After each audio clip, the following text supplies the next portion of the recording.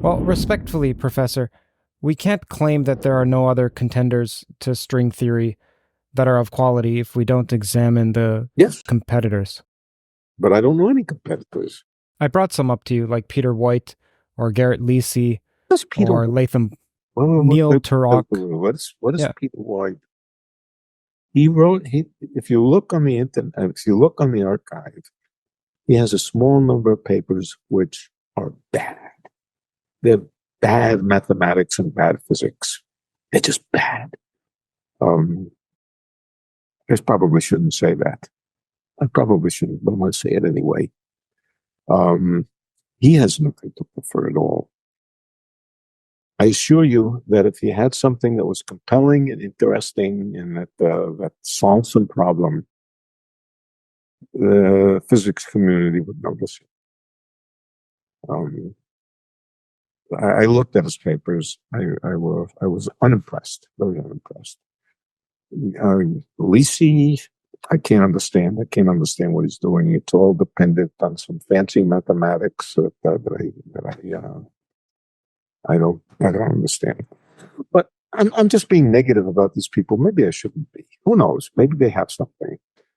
Um, Personally, I found it very uninspiring, what I've seen of their papers. So to think of them as competitors of some of what's I don't think loop gravity is another one. Loop gravity, I think, is better motivated. Incidentally, do either of these people, Lisi or Void, do they have anything to say about gravity or black Yes, Peter holes? White does.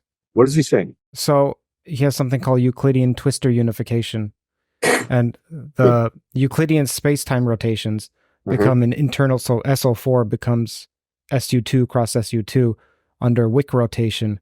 And so that's some gravity-weak unification. And Lisi as well has gravity embedded with something that has the SU3 cross SU2 cross U1 as a supergroup, so a subgroup, sorry. So he has a Where's the gravity? supergroup. Where's the gravity in an SU3 cross SU2 cross U1? SU3 cross U2 cross U1 is the symmetry group of the I understand. model. I know you understand. Standard model of particle physics, excluding gravity, does not address gravity. So how does this address gravity? He has SO1, comma 3 as well in there. And then as far as I know, the metric of space-time is the Cartan killing form of E8, but it may have changed. Doesn't matter, that's what it was at one point. Whatever that means. And he also has triality with E8. So he has an explanation for the three fermions. Now, the reason why I say this No. is because, yep, There's nothing to do with gravity. no, not the three fermions. No, I mean, I'm not suggesting that the three generations have something to do with gravity. Although it could. I mean, who knows? But that's not what Lisi is saying. I think you have to dismiss what I say about these people because I have not studied what they said in detail. It is possible that somebody who is offbeat, and when I say offbeat, I mean not part of the standard consensus, might be thinking something that is much deeper and smarter than I think. It is quite possible. Maybe it's one of these two people. I don't know. So far, I would say that I haven't seen anything which sparks any interest in me. That's all I can say. Loop Sure. gravity, a little more interesting. It was based on some ideas, which at one time I thought might be interesting. Um, and But it doesn't seem to have gone anywhere. It seems to be petering out. Doesn't seem to have any great success. I wouldn't be totally surprised if we discovered that some features of string theory and so forth are consistent with some ideas from loop gravity. I think that's possible. So it's possible. I studied it.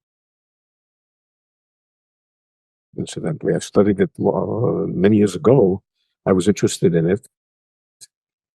It didn't seem to go anywhere. It just seemed to uh, peter out and end up nowheres. But that could change. But you're perfectly right. We should certainly be on the lookout for ideas which are not the consensus. We should be watching for them and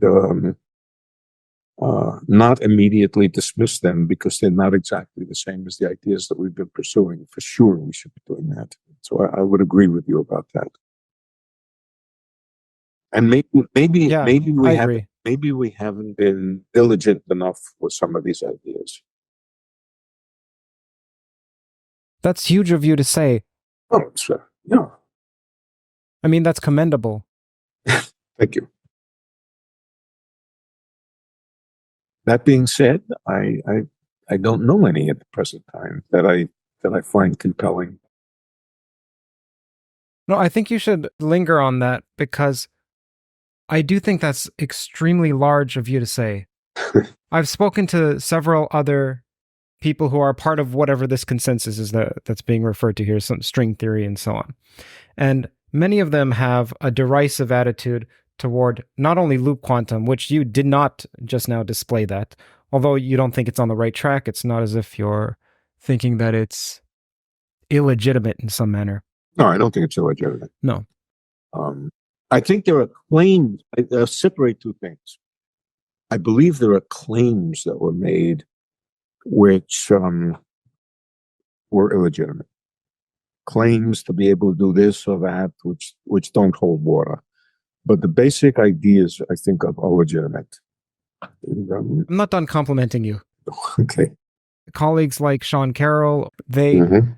But Sean Carroll is not one of the people who... No, he's not a string theorist, but he defends string theory as if he's one of them. Yeah. It's almost like the Stockholm syndrome. I don't think there's anything wrong with naming people because their views are, first of all, their views are widely known. And second of all, it's important to get their views out there. Yeah. So, yeah, look, you're right.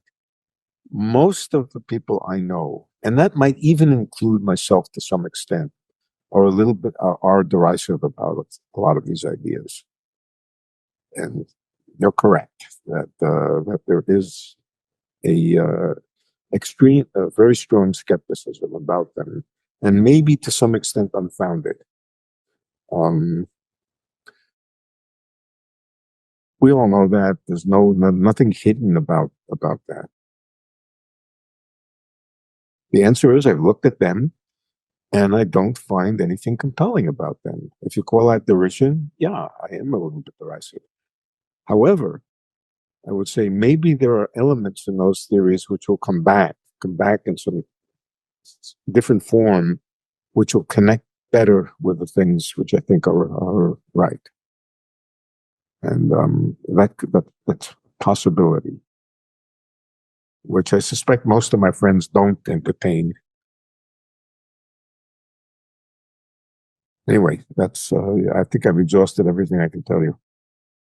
Okay, then let's just end with what advice do you have for new people, new students entering the field? There are many researchers who watch this podcast and many people who are excited to go into physics and philosophy, and even though you're not a philosopher, but let's just stick with math and physics. Yeah. Maybe even just physics. First of all, the primary thing I would tell people is don't listen to older people. Well, listen to them. But if you think you know something or you think something is interesting and your older colleagues or your older teachers and so forth tell you it's uninteresting, it's wrong, and so forth, but you think there's some reason to think it's right, don't be intimidated by that. I have had the unfortunate experience of telling young people that I thought something was wrong and having them abandon it just before it became important. I was wrong. They were right. They listened to me and lost the opportunity to do something very impactful because they did listen to me. So my advice is, first of all, don't listen to people when they say something is wrong or impossible if you think you have good reason to think it's right. That's the first thing I would, and possibly the most important thing I would say. What you should work on, I don't know, because if I knew what to work on, I would work on it myself. So think for yourself. Don't pay any attention to people who say something is impossible if you think it's possible, and that's my main. And be curious. Well, don't be afraid. Don't be afraid. Follow your curiosity. If your curiosity goes in some other direction than the direction that the current consensus is pursuing, don't be afraid to pursue it. Even though it potentially could, people worry about damaging their career by working on the wrong things. The wrong things mean things that their elders and their more well-known colleagues are not working on. They feel if they want to get into physics for a job, so forth, they have to work on the things that are currently being pursued. Even if they know and understand that other things may be more important.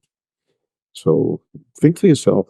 Think for yourself, and don't be afraid to pursue it and follow your curiosity. That's my. And if you don't think you can do that, you're probably in the wrong field.